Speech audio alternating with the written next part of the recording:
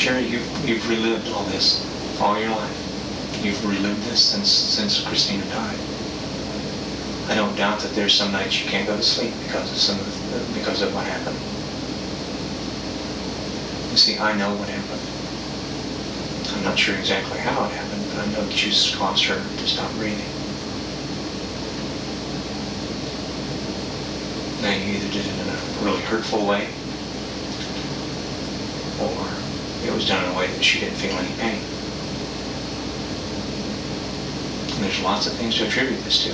There's lots of things that we can point to in your past that can lead me to believe.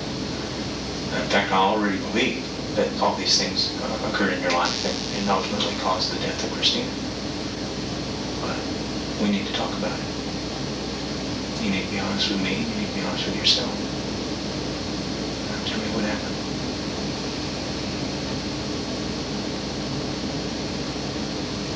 I can remember feeding her a bottle. Okay.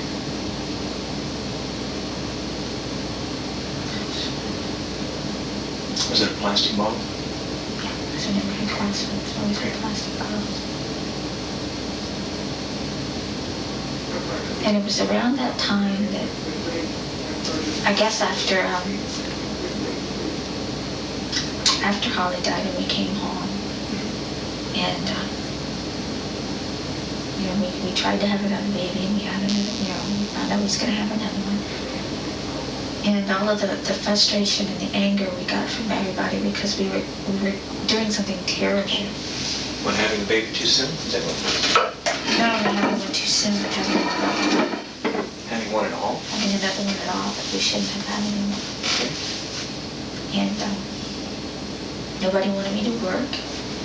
So we agreed that I wouldn't work until she got to be a lot older. Okay.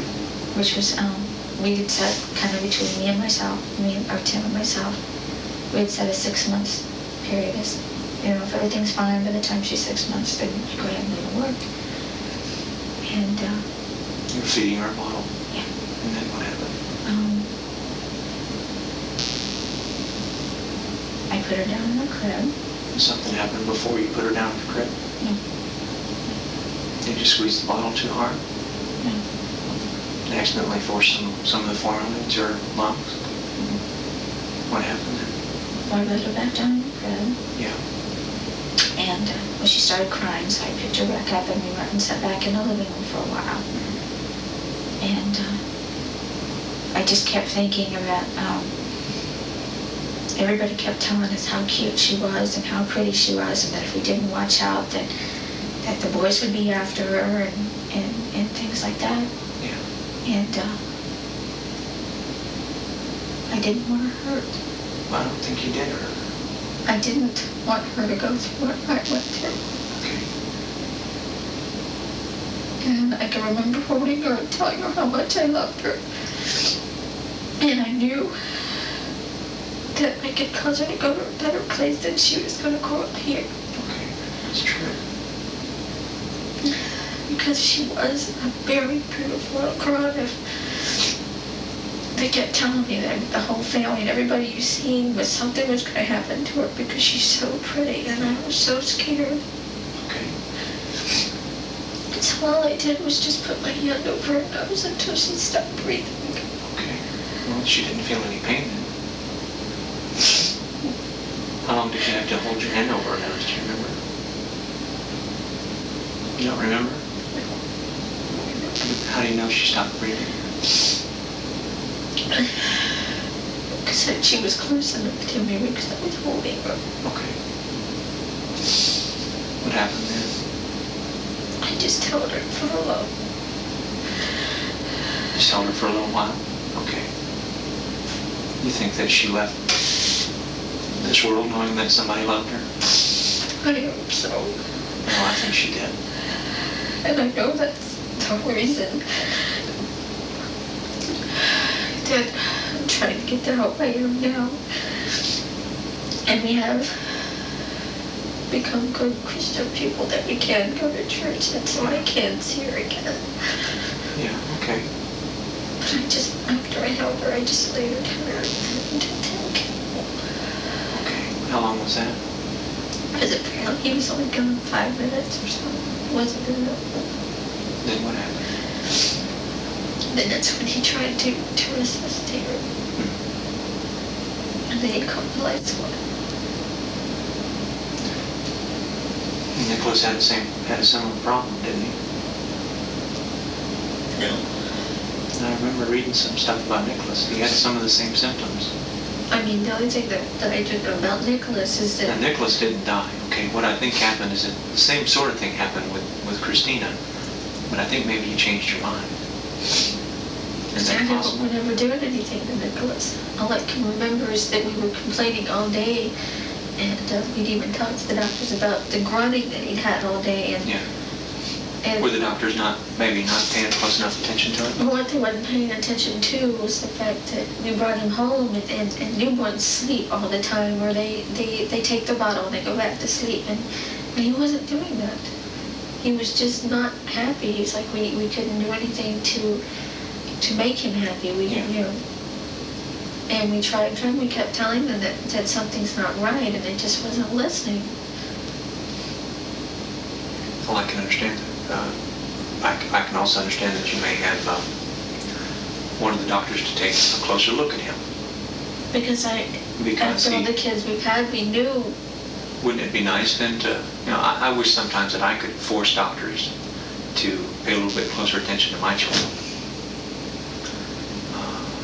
What I think happened, and you tell me if I'm wrong, is that you simply wanted these doctors to take a little bit closer look at Nicholas and assure you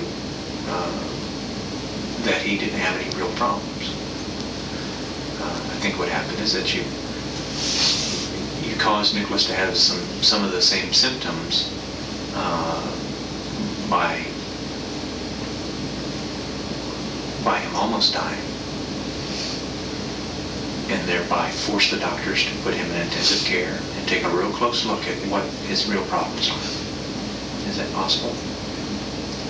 Can you tell me about when that happened and how that happened? Were you alone, or was Tim home? He was home for a good while, and then I remember what he did. Tim left? He went outside or something. Okay, well, how did you make sure that Nicholas wasn't going to die because of this? What happened? I just, How did you make him stop breathing for a while? just the same way. How? Were you in the living room? Or were you in the bedroom? In the bedroom. In the bedroom? On the bed? Were you holding him so that he knew that you loved him? Then what happened?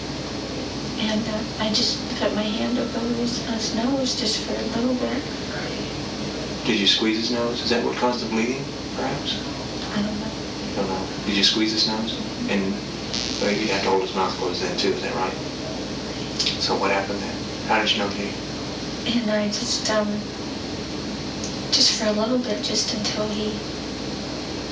I don't remember what he did. He didn't stop breathing. He never stopped breathing. But I just wanted to make sure that he wasn't gonna die, that nothing was gonna happen to him. But I just felt that there was something wrong. I mean, he wasn't acting right. I mean, even Tim can tell anybody that. He just wasn't, I don't know, it's like he wasn't happy. He wouldn't drink his formula. He wouldn't sleep, and just something was wrong. And all I kept thinking was when...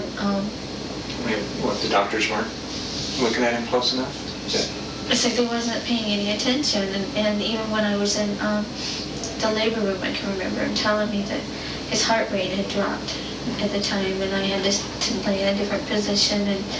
And when he was born, he was blue, and they had to give him oxygen, and I was just afraid that something was going to happen. And when I kept telling him that he wasn't acting right, nobody was paying any attention.